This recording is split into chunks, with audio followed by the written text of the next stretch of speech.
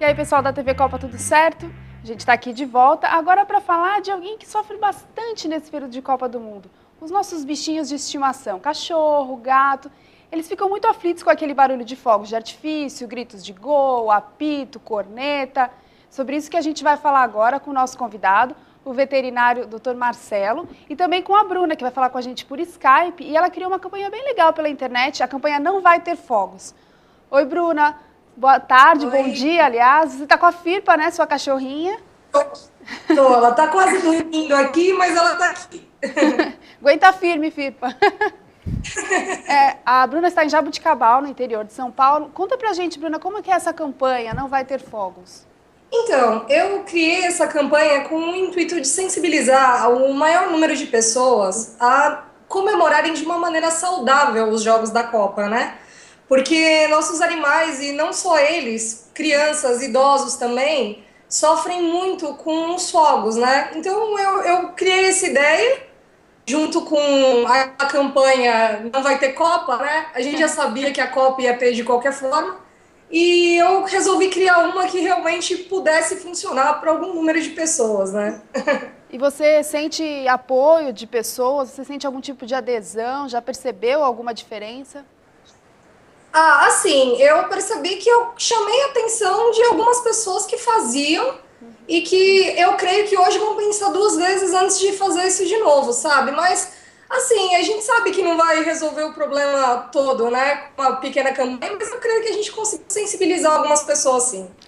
O doutor Marcelo trabalha num hospital veterinário aqui em São Paulo e ele estava dizendo aqui, antes da gente entrar no ar, que esse hospital também tem uma campanha semelhante, né, doutor Marcelo? Nós elaboramos uma campanha para a época dos Jogos, que é chamada Meu Pet Feliz na Copa do Mundo, né? Então, são algumas dicas que a gente está gratuitamente oferecendo aos clientes de como você manter, durante os Jogos, o teu animal mais tranquilo durante essa época, que a gente sabe que é uma época difícil, que os animais sofrem por causa do barulho, né? Então, a gente dá dicas e orientações de como mantê-lo nessa época do ano, que inclusive são épocas complicadas, né? Final de ano, Copa, festa junina.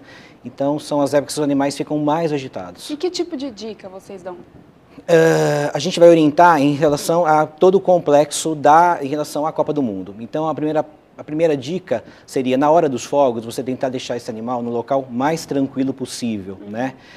Então, separa um local dentro de casa onde ele seja mais ventilado e um local que tente ser o mais tranquilo possível para ele. Mesmo que a gente sabe que na hora dos fogos isso vai ter uma agitação, mas mantê-lo dentro de casa ainda é a melhor escolha, né? Deixá-lo no quintal é um risco grande, porque podem cair estilhaços desse rojão no quintal ou uma bomba que caia, e a defesa do animal vai ser agarrar essa bomba, né? E nisso de ele ir lá e segurar, isso pode estourar e pode causar desde uma queimadura até uma lesão mais grave.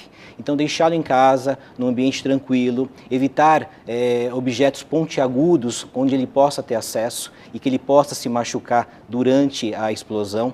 Uma dica simples que é muito indicada é a compra de um algodão parafinado, que você encontra em algumas lojas para animais, que você introduz no canal auditivo do animal.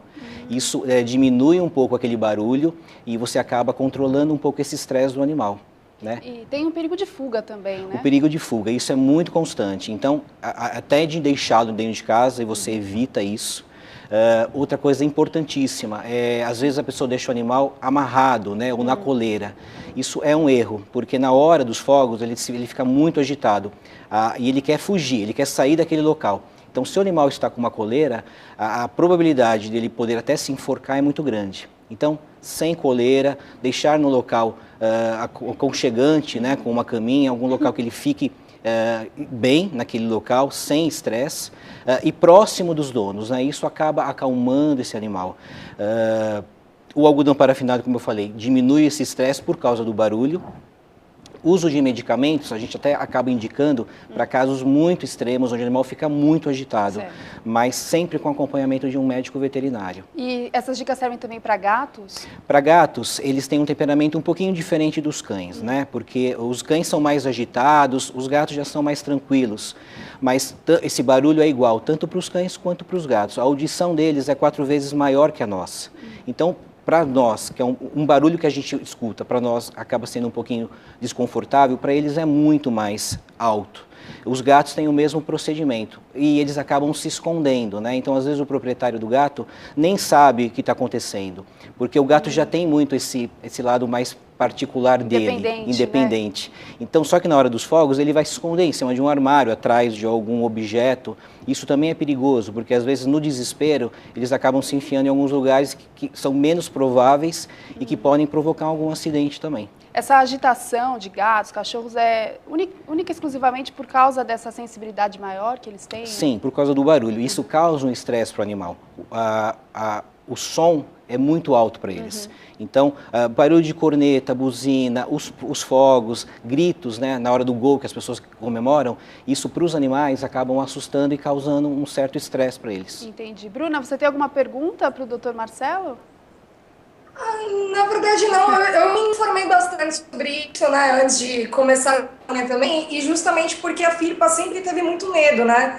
Eu não sei se ela sofreu algum trauma também de alguém ter jogado alguma bomba, alguma coisa perto dela quando ela morava na rua, né, antes dela ser adotada, que ela chegou aqui e ela tinha medo até de quando a gente riscava um fósforo perto dela. Entendi. Então eu tive que me informar bastante em relação a isso, assim, pra gente corrigir o problema da melhor maneira possível para ela. É muito comum, doutora, essa questão do trauma do animal? Sim.